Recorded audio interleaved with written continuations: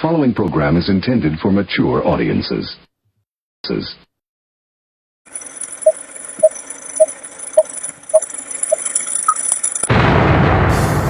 Rudy's Revelation. I'm Donald Trump, and I approve this message. Hey everyone, welcome to today's podcast. It is Wednesday, April 2nd. We've got a lot of news to get through. So the special elections in Florida went to the Republicans after much hand-wringing, and Wisconsin decided to go with the liberal Supreme Court judge who is going to gerrymander the voting districts and make Wisconsin a liberal supermajority. So let's get into the news for today, Wednesday, April 2nd.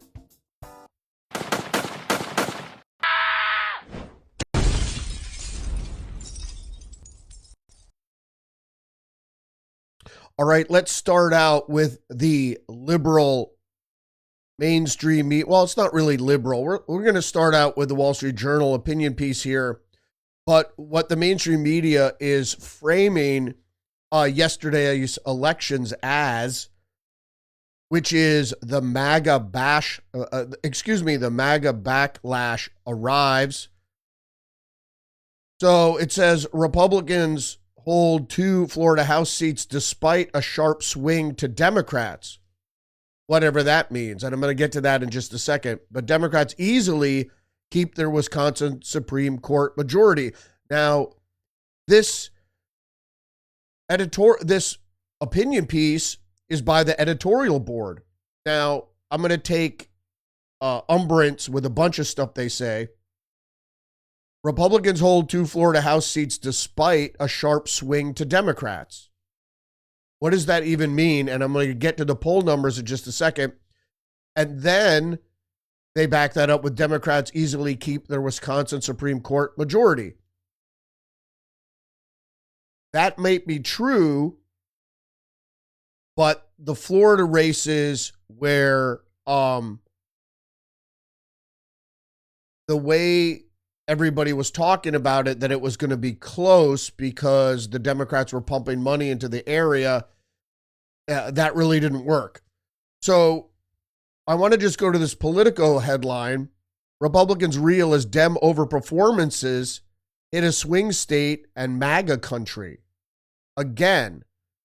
So this is the mainstream media getting in lockstep, using the repetitive tactics of psychic driving to propagandize the American public. Republicans reel as Dem overperformances hit a swing state and MAGA country. Democrats clinched a landslide victory in Wisconsin. That is true. And made inroads in 2 deep red Florida districts, spelling trouble for Republicans. Now, this was the narrative that was going on for weeks ahead of this election. Let's get into the reality of the matter. This is from NBC News. This shows projected winner Randy Fine over Josh Wheel in the Florida 6th district, the congressional district. Now, this is 85-90% in. Look at the point spread. It's 10 points. That's not inroads. Now, I looked at the New York Times as well. In the 1st district, Jimmy Patronis over Gail Velamont. That's 14 points right there.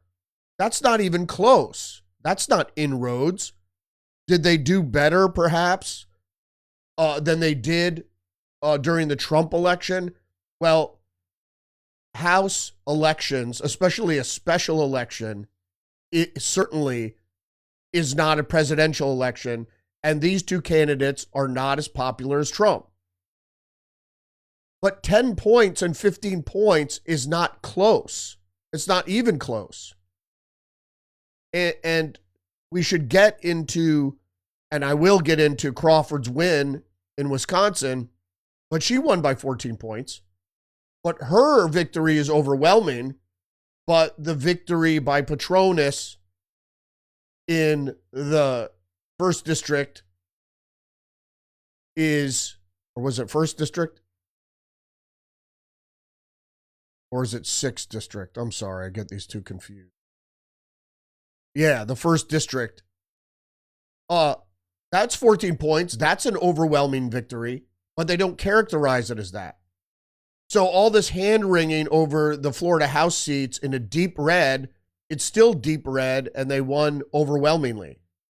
Now, Wisconsin is another matter. But first, let's go to this headline from the New York Post. Florida GOP keeps House seat in special elections as Randy Fine, Jimmy Petronas overcome pre-voting jitters, which were unfounded. And Trump boasts congratulations to America. The reality here is that it's great. There's a razor-thin majority, Republican majority in the House, and they're going to want to chip away at that. But the midterms are 18 months away, and the Democrats haven't done much except obstruct. They haven't changed their platform, their policy platform, and that's really what's turning people off. Their rhetoric is, but certainly their policy platform is, because the majority of Americans don't lean into the far left progressive agenda. All right, let's get into the other headline here from Reuters. Liberal wins Wisconsin Supreme Court election in setback for Trump Musk. Was it a setback? I'm going to get to that in just a second.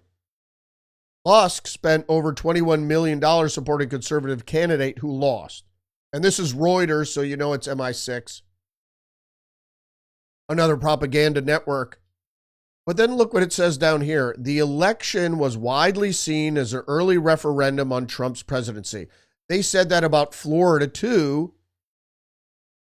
And the reality there is that it's not a referendum on Trump's presidency. This is the way they sold the Wisconsin Supreme Court.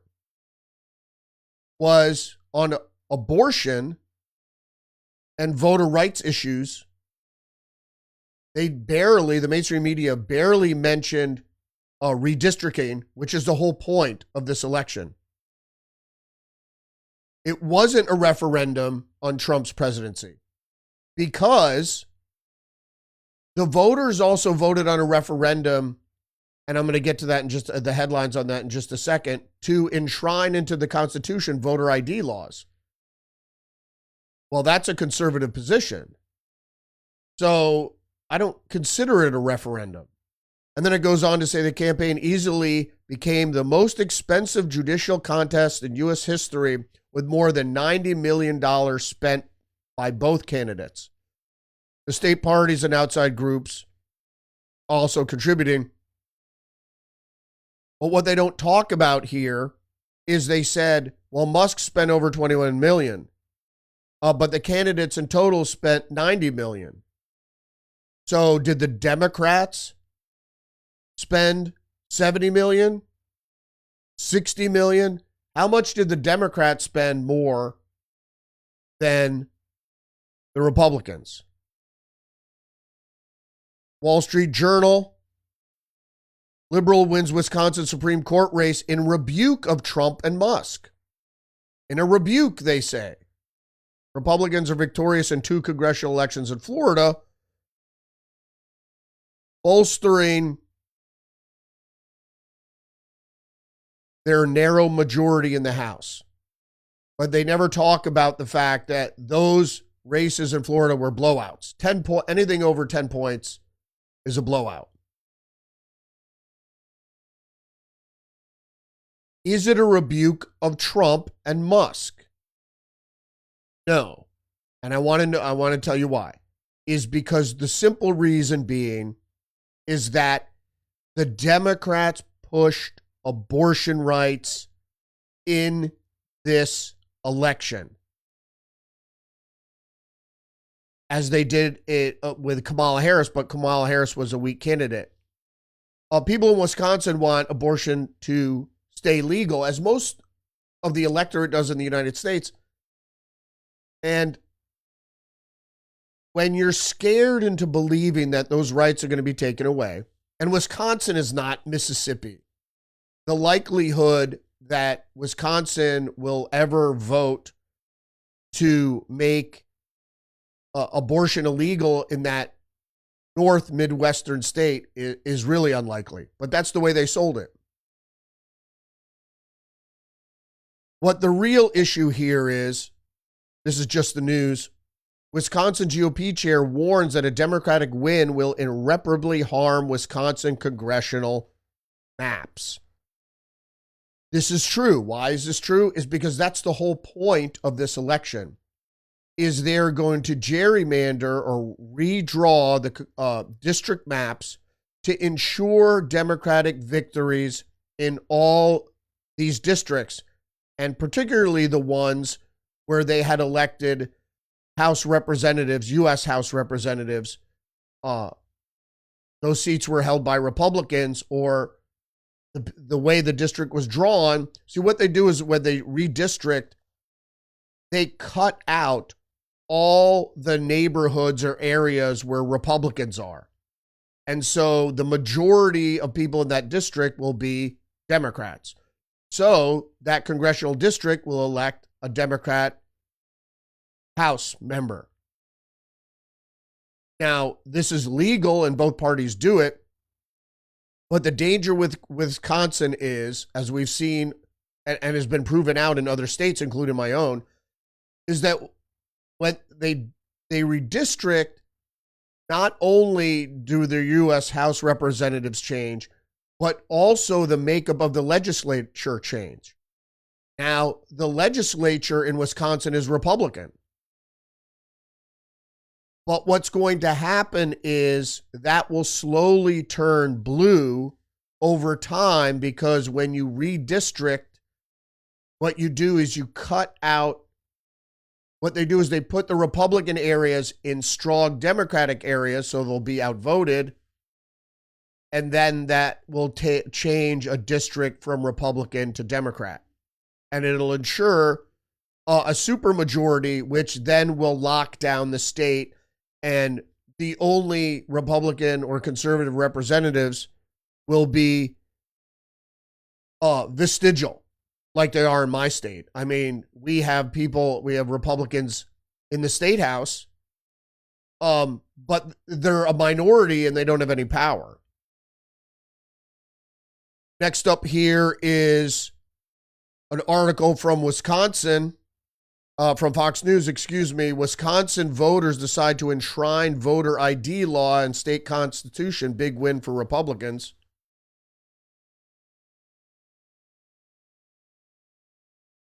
Wisconsin already required voter ID to vote, but now the law will be enshrined in the state constitution. And why is this a big win? They say, well, the law already existed. Why is that an issue? Well, the reason it's an issue is because if it's enshrined in the Constitution, it's harder for them to repeal that law.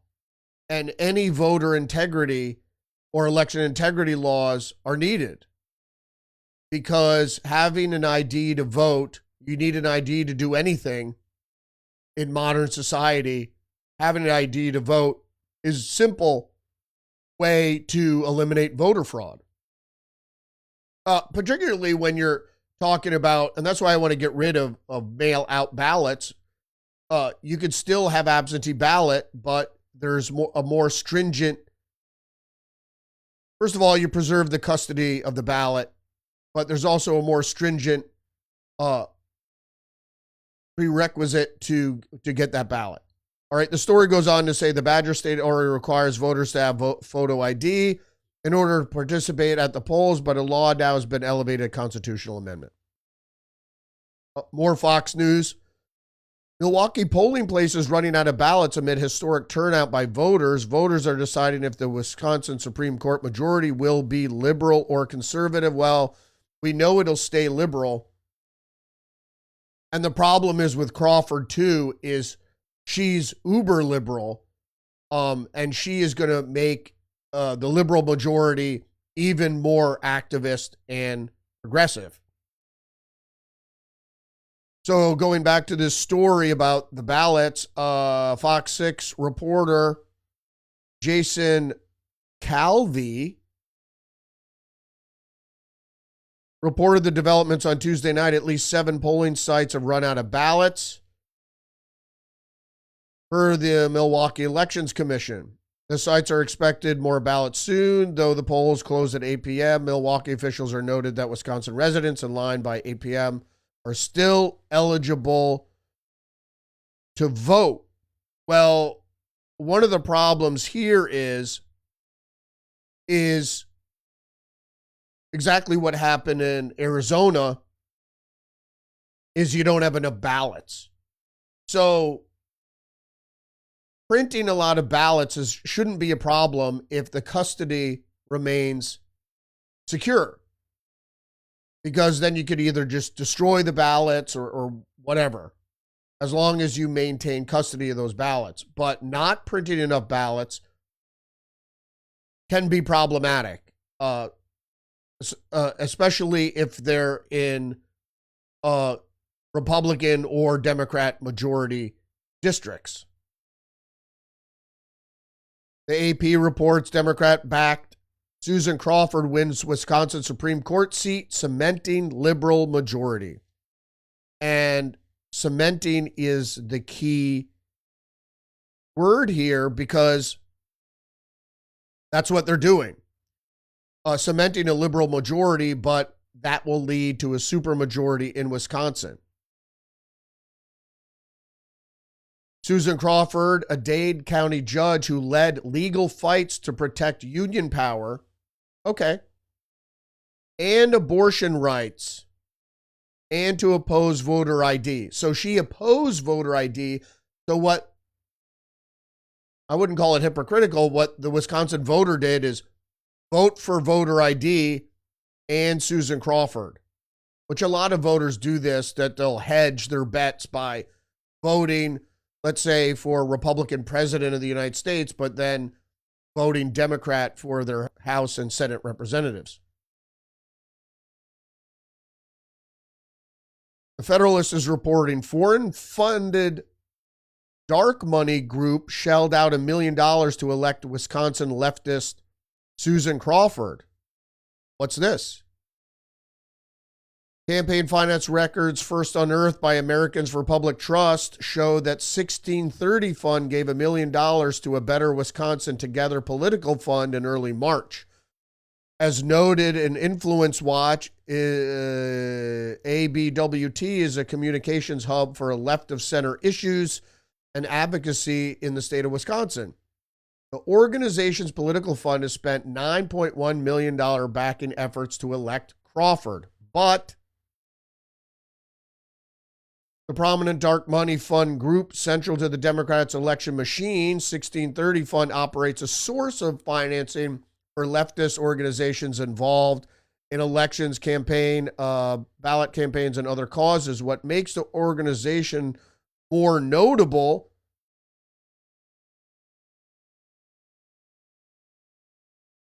is that it received millions of dollars from a group bankrolled by a foreign national. As noted in 2024 APT report, the 1630 Fund has received hundreds of millions of dollars from the Burger Action Fund, a 501c4 organization funded by left-wing Swiss national Ansberg Weiss. The analysis noted that the 1630 Fund has used its fund, including those from Weiss, to support massive get-out-the-vote drives, issue advocacy campaigns bolstering then-President Biden's agenda, and liberal pet projects from abortion to immigration, and attack ads against Republican lawmakers.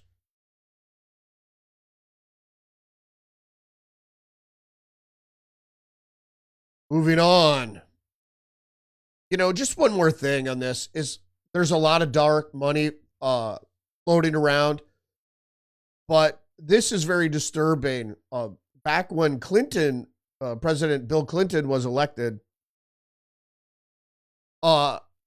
there were a bunch of scandals involving Chinese businessmen, Chinese nationals contributing to his campaign. So that's worrisome. That shouldn't be the case. You shouldn't be allowed to contribute to dark money PACs that fund political outreach if you're a foreign national. All right. Just the news, Liberation Day, Trump to announce tariff plans in the Rose Garden spectacle. On Tuesday, he'll receive reports from the Treasury, Commerce Department, and Office of the Trade Representative on possible tariffs and their potential impacts. Though he reportedly has made up his mind already on what to implement, I've settled. Yeah, he told the Wall Street Journal. And so that's going to happen at 4 p.m. today in the Rose Garden announcement. People are worried about it. I'm not. You know, anything to get the country back on track. This is an unprecedented opportunity to affect change on the federal government, which is much needed. You already see all the waste they're uncovering. Maybe not some things they have to roll back. Okay, whatever. But they're on track to save $1 trillion. And as Elon Musk said recently, even if you save $1 billion, $1 billion is a significant amount. All right, CNBC is reporting shares of the conservative cable channel Newsmax soar another 179% after massive debut. The stock spiked more than 700% in its public debut on Monday. I think it's down now. It's down 39 since the last trade.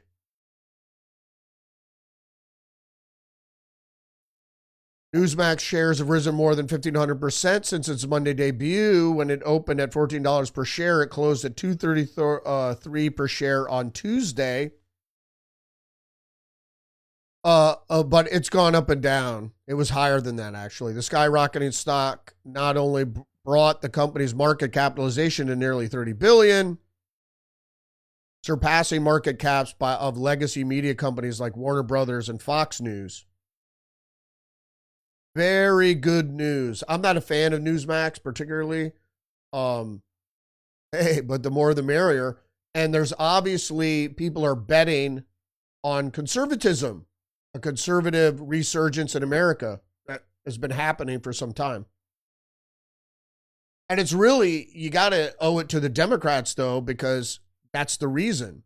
The Democrats are basically paving the way for a conservative resurgence because they're hitching their wagon to progressive policies that aren't shared by a lot of people. Most of the American electorate is centrist. They're moderates. There are not a lot of extremists out there. So if you go extreme, and even the liberals were trying to paint MAGA as extreme, even Joe Biden called them MAGA extremists. They're not extreme by any measure. All right, here's some more big news.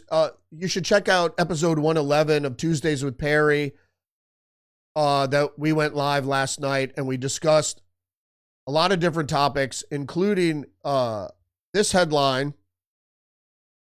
This is from Real Clear Politics.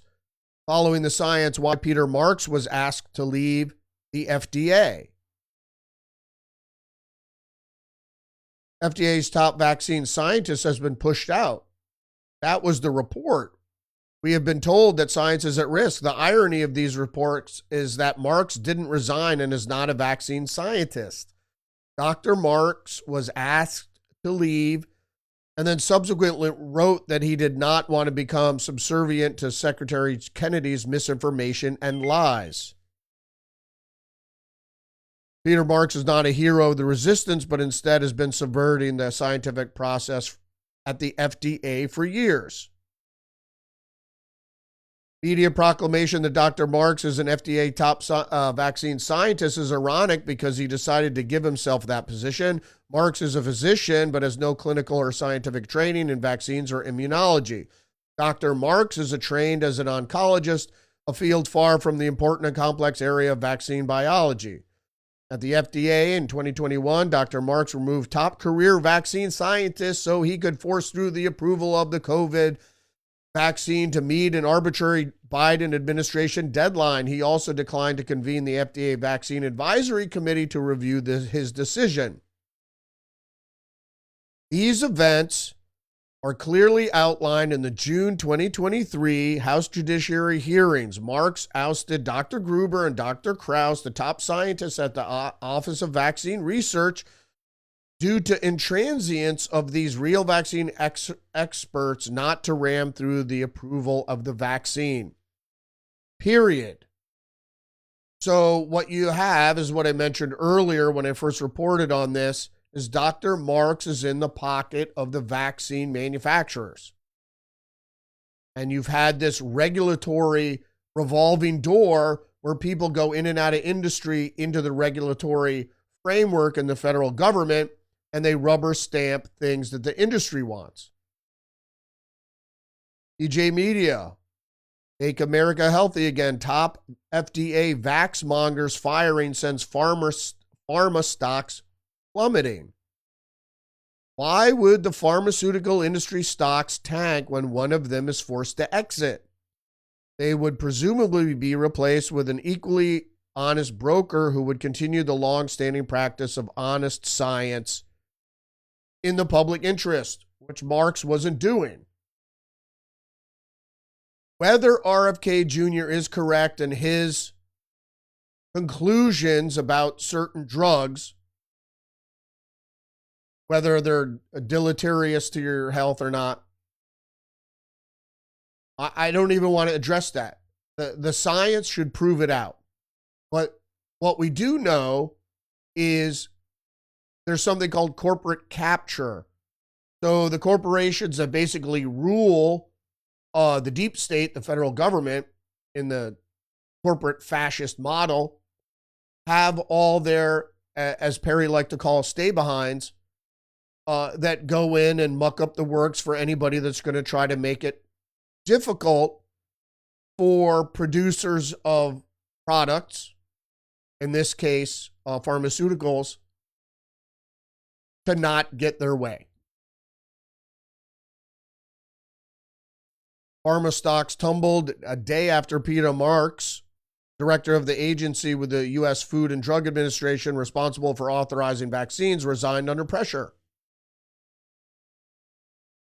And I think this is Kennedy. This is from the HHS. If Peter Marks does not want to get behind restoring science to its golden standard and promoting radical transparency, then he has no place at the FDA under the strong leadership of Secretary Kennedy. End quote. More news from just the news. GOP legislators introduced bill to repeal gun control rule on pistol braces. Now, if you if you aren't sure what this is, so it's about ARs. So in certain states like my own, where they try to eliminate fixed stocks on assault-style weapons, the end around was pistol braces. So technically, it's not a rifle, it's a pistol with a pistol brace, which basically makes it a rifle. It's a bunch of semantics. But in any case, so the Biden ATF ruled that pistol braces were illegal, and it turns a pistol into a short barrel rifle, which are illegal in a lot of states. And overall, you need a special approval to own one, and you're not allowed to take them over state lines. All right.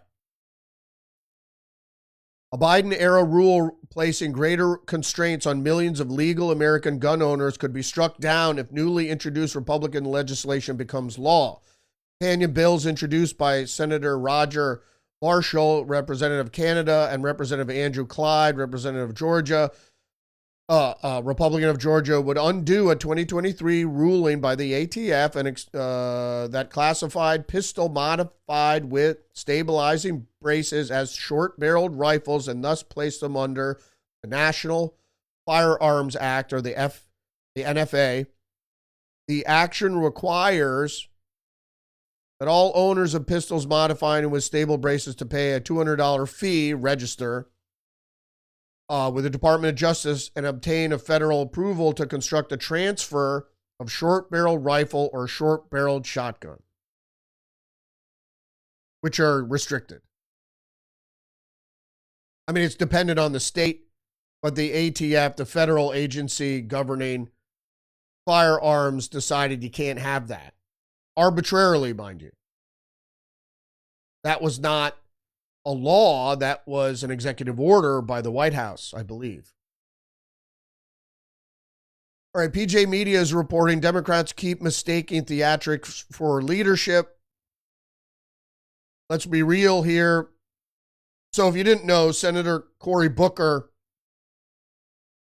had a speech, the longest speech ever, over 24 hours. He was obviously on amphetamines. But this is what you do during a filibuster. If you know the rules of a filibuster, you can just keep talking to delay a vote or keep a vote off the floor. But he wasn't filibustering anything. He just spoke for 24 hours to rail against Trump. So, by definition, this was performative. Let's be real here. PJ Media says this wasn't some principled stand against tyranny. Democrats complain about tyranny all the time when they are out of power. It's meaningless hyperbole at this point. This was a desperate call for attention, but how do we know that? Usually these marathon speeches are for a filibuster, but this wasn't. Booker's dramatic performance didn't block or delay any pending vote or debate. Just Democrats making a scene, the performative action. What is ironic here is this next story. Guns for me, not for thee. Staffer arrested for gun inside Capitol Works. For gun law advocate Booker. So one of Cory Booker's staff not only entered the Capitol, where the Capitol is a gun-free zone. I guess you need a special license. So you have to be with Capitol Police or whatever to be armed in the Capitol.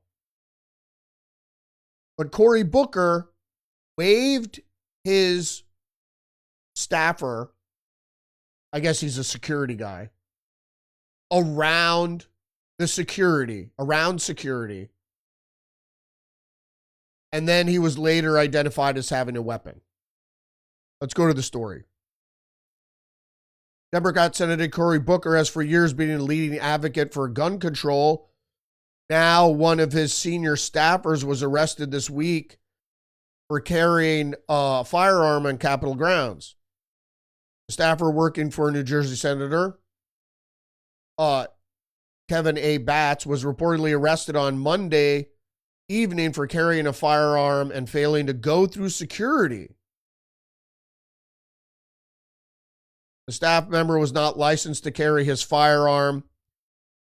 On grounds, police said, all weapons are prohibited from Capitol grounds, even if you are a retired law enforcement officer or you have a permit to carry in another state or the District of Columbia. The arrest took place around the same time Senator Booker began a marathon speech on the Senate floor, which continued overnight. The Capitol Police declined to provide any further information about the incident beyond its statement. Batts serves as special assistant to Booker, according to a profile on Legal Storm platform. In a video Cory Booker posted on his Facebook page, the senator described the individual he calls Kevin Batts as my friend. So Kevin Batts is a retired police officer who I guess is acting as security, carries a gun, and he should know what the laws are. And the laws are that you can't, unless you're Capitol Police, you can't have a firearm in the Capitol. And that's just like with Nancy Pelosi and all Democrats is they hire professionals with guns, but you can't have a gun. They always go, all socialists will always go after individual rights. Just the News is reporting California's Newsom making a play for the middle, calls his Dems toxic. If you didn't see this story with the latest blast of liberal on conservative conversations, Newsom is also putting himself in the guest seat. He appeared on HBO's Real Time with Bill Maher, where he referred to the Democratic Party as toxic and said these guys, referring to Republicans, are crushing us. Newsom and Maher agreed on the fact that Democrats have avoided conversations with the other side, with Maher adding, you have to, they won.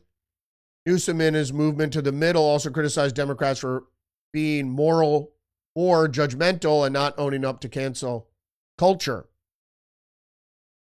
And Bill Maher yesterday went to the White House and had dinner, or went to Mar-a-Lago and had dinner with Trump. So he hasn't commented on that yet. Other people, they had Kid Rock on Fox News, and he was speculated what Bill Maher felt like, which isn't a fair assessment. More news from Fox News. Wide-scale domestic terrorism. Elon Musk urges authorities to go after the generals behind Tesla attacks.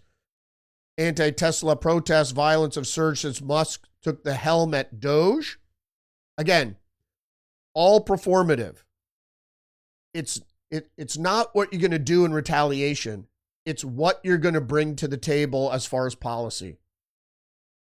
And the Democrats are all act on visceral, emotional attitudes instead of just saying, hey, this might make sense to do this. So it's easy to play on people's emotions. They do it all the time. But when you're dealing with something as intellectual as political policy, you can't keep going.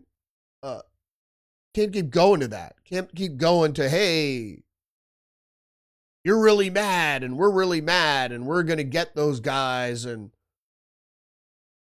it's really tribalism. They're preying on this long lost, not lost, but this very primal urge to be vindictive against the other. This is fundamentally a case of terrorism, Musk said. It's wide-scale domestic terrorism with the purpose of intimidation, and it's harming innocent people. It's really terrible. He goes on to say, what we actually have to get to are the people that are organizing and paying for these attacks and protests. That's who we really need to go after, because the people that are actually throwing the Molotov cocktails, they're the foot soldiers, but we need to go after the generals. Well, there's no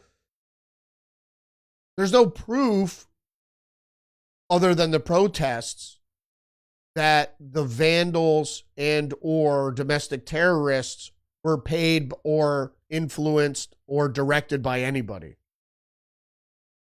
I want to be clear. I'm not saying that they're not. I'm saying that there's no evidence. The president has made it very clear that we're going to go after those that are paying and organizing these violent attacks. And Attorney General Bondi has said the same thing. I believe that that's exactly what will happen. I hope so. I indeed hope so. We'll see. We'll see what happens.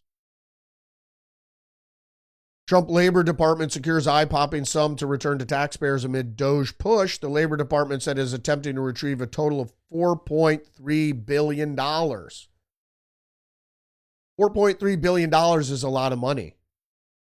And a lot of it comes from the COVID fraud, which I don't want to digress here too much, but Joe Biden spent $2 trillion more than he should And a lot of that money went to fraudsters. And I bet you if you track them down, you'll be able to connect them to the Democratic Party.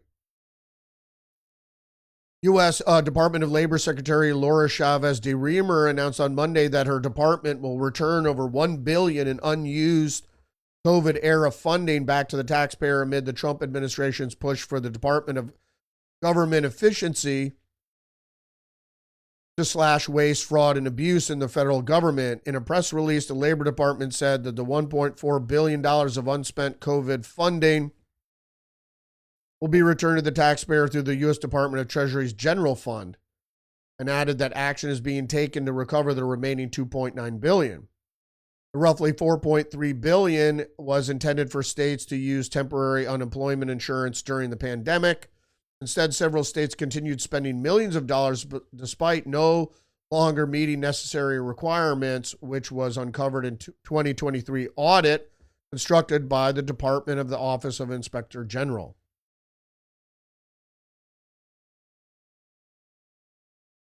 More from Fox News. Lawmakers take action after report shows Biden-era SBA failed to probe 2 million alleged COVID aid fraudster. Small Businesses Committee, Joni Ertz, Representative Roger Williams seek to hold fraudsters accountable.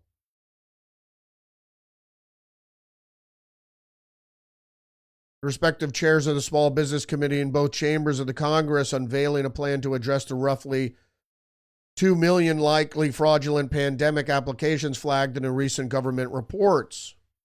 Ernst of Iowa and Williams of Texas, both Republicans, plan to introduce the FBI fraud enforcement extension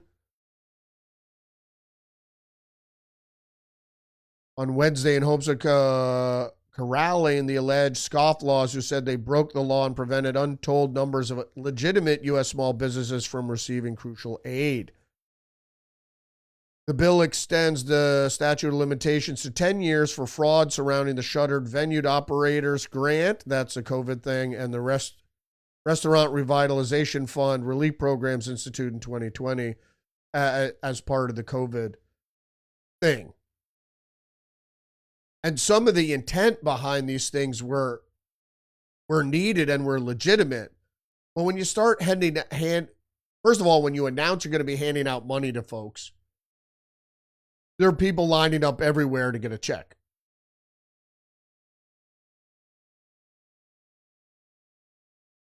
The Advocate is reporting trans woman arrested for using women's restroom in what could be first under Florida law. Now, The Advocate is a LGBTQ publication. And the problem is, you look at this headline and you think, there are policemen roaming around the Florida Capitol looking for trans people trying to get into restrooms. That's not the case. Let's go to the story. Transgender woman was arrested after she tried to use a women's restroom in the Florida State Capitol last month. Mary Renston, 20, a resident of Illinois, was taken into custody by Capitol Police and charged with trespassing after she tried to use the women's restroom at the State Capitol building. Wait a second. Hoping to use the act as a symbolic protest, the transgender college student notified police and politicians in advance about the act and sent a picture of her photo identification and identified the specific restroom which she intended to use. Well, what does that mean? That means that the Florida police are not waiting around or even looking for transgender people using their gender-specific restroom. It's just when people say, I'm going to do this, and they said, I'm really a man and I'm going to be using a women's restroom, well, they went to arrest them. But as I often say, and I don't want this from my police, I don't want police running around looking for stuff. I want, if crimes happen, I want them to be investigated, and I want the perpetrators to be prosecuted in the full extent of the law. But I don't want proactive policing, having a policeman in restrooms to make sure people of the opposite sex don't go in there. I'm not saying that they should go in there. I'm just saying that, as far as policing is concerned, you can't be overzealous, but you can't allow scoff laws also to go on repeatedly violating the law without any consequence. All right. New York Post convicted, speaking of law enforcement, convicted felon under Biden to be permanently stripped of D.C. license to practice law. Hunter Biden wasn't practicing law anyway, for the most part. So he got into law to get into politics and to, use any of his prominence to skim money through government workings, whether they're grants or not. All right, more propaganda. All right, this is from The Guardian. The headline is right-wing groups across U.S. push new bans to limit obscene books in libraries. So, critics say bans would hinder rights as opponents would impose their beliefs on others who don't share their views. Well, let's get into this. Okay, first of all, headlines, the way news is supposed to be constructed, print news, headline, subhead, lead. You should get all the pertinent facts with no obfuscation in those three things. You don't always have to read the whole article. It's a inverted pyramid. So the most important stuff has to be on top. And then it goes down to least important. I wouldn't say, facts are needed if you want to get more facts. If you drill down. But saying right-wing groups across the U.S. push bans to limit obscene books in libraries. People would immediately, when you think of library, when people say library, what do you think of? You think of the library downtown. And they're still doing this 6 years after they started this shit. More than that. 10 years ago. They're not limiting books in your public library. Public. School libraries are not public. The school is public, but you can't go into a school library and check out a book. If you're not a student, even if you're a parent, whatever. And then the subhead goes on, and critics say bans would hinder rights as proponents would impose their beliefs on others who don't share their views. They're talking about elementary school children. Proponents would impose their beliefs on others, elementary school children, who don't share their views. Elementary school children don't have views. This is the point. It says, right-wing groups around the U.S. are pushing legislation that would place new limits on what books are allowed in school libraries. Those campaigning for restrictions said it would prevent children from being exposed to what they label sexually explicit and obscene content and increase parental rights. There are at least 112 proposed state bills concerning school and public libraries that seek to expand the definition of what is deemed obscene or harmful to minors. Sexually explicit and obscene.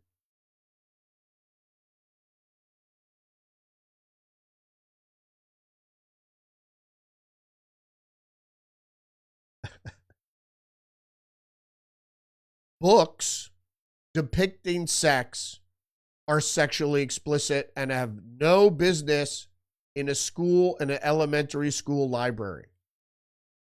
Now, most of the bills that I saw take into account high school libraries as being young adults, and that might be different. But I've looked at all these bills, it's protecting young school children. So obscene content and others. They often say that books are caught up, like The Color Purple and Slaughterhouse-Five. Well, Slaughterhouse-Five has depicted sex. That's not a... First of all, Slaughterhouse-Five is not an appropriate book for elementary school, but they use this conflation that, what, high schoolers should be able to read that? Sure. But we're not talking about high schools. We're talking about elementary schools, and they don't address this in the article. They just say, first they don't say schools at all, and then they just say schools. They don't talk about elementary schools. Just the News is reporting Representative Riley Moore Stop CCP Visas Act will ban Chinese nationals from obtaining student visas. I like this. All Chinese nationals are required to spy for the Chinese Communist Party. Most of the Chinese people that have been, Chinese nationals that have been caught conducting espionage were here legally under a variety of different programs, including student visas. The last guy that was arrested for espionage who was flying a drone over a California military base was here on a student visa. We're at war with China. It's fifth generational war. And because China, the communist China, is at war with us. They have always been on war footing. And allowing them into the WTO was not a good move because that was supposed to lead to them becoming a democratic state. They haven't. Last story up. Army identifies 3 American soldiers who died in Lithuanian swamp. Simply devastating. All 3 of the U.S. soldiers were 25 years or younger. It's like the Virginia Giuffre story. If you know news, like I know journalism, certain stories you look at and you're like, something doesn't make sense here. Okay, let's get into the story quickly. So they say a 4th soldier was found on Tuesday, but his identity has not been released. Now, listen to the story here. All 3 men were M1 Abrams tank system maintainers, not tank crew. They were repair people. Their vehicle, they don't say what type of vehicle it was discovered in a peat bog near the Pabrede, Lithuania, after disappearing on March 25th. Is that near the border with Belarus? I don't know. The soldiers went missing while conducting a mission to repair and tow an immobilized tactical vehicle, according to the U.S. Army in Asia. All right, first question is, what was their vehicle? Was it a Humvee? Their mission was to repair and tow an immobilized tactical vehicle. So maybe their repair vehicle was like a big tow truck or a tank or mechanized armored vehicle. Did they go into the bog? Their vehicle was found in the bog. Did they go into the bog and drowned? Likely. And if they were in a closed vehicle and they think they were going to be able to, get through the swampy area, like a tank or something, and they sunk, 10 or 20 feet into the bog, and tried to get out. They opened the hatch and then the mud water comes in and they drown. We don't know. Here's a picture. Now it looks like they're moving around a bunch of dirt. So it looks like they're covering up whatever's going on there. We don't see. We don't see what's going on there. So I have a lot of questions about this. There's a 4th guy there. We need to know the particulars of the event. As their mission, did they put an immobilized vehicle in the bog and then those guys arrived and tried to tow it out? We don't know. We don't know anything surrounding this, so it's still very peculiar, so I'm going to leave it there for today. Thanks for joining me today. Don't forget to engage the channel, like, subscribe, leave a comment, give me a thumbs up, share the podcast. Remember, you're under attack biologically and psychologically. Stay hip to the trick. Join me every day, Monday through Friday at 10 a.m. live on Rumble. You can visit my other website, libpop.org, learn about libertarian populism, or check me out on social media, X, Facebook, Getter Minds, True Social, Substack. You can rewatch, or if you missed the episode, find the rebroadcast on YouTube, BitChute, Substack. All right, thanks for joining me today. Don't forget to check out episode 111 of Tuesdays with Perry that aired last night, where we discuss a bunch of current issues. All right, thanks for joining me today. We'll see you tomorrow. Respect. This is a conspiracy.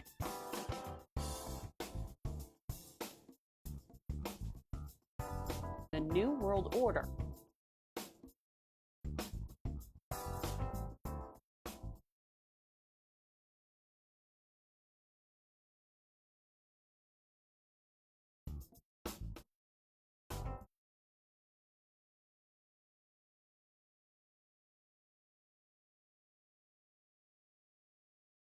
I'm an American. I have rights.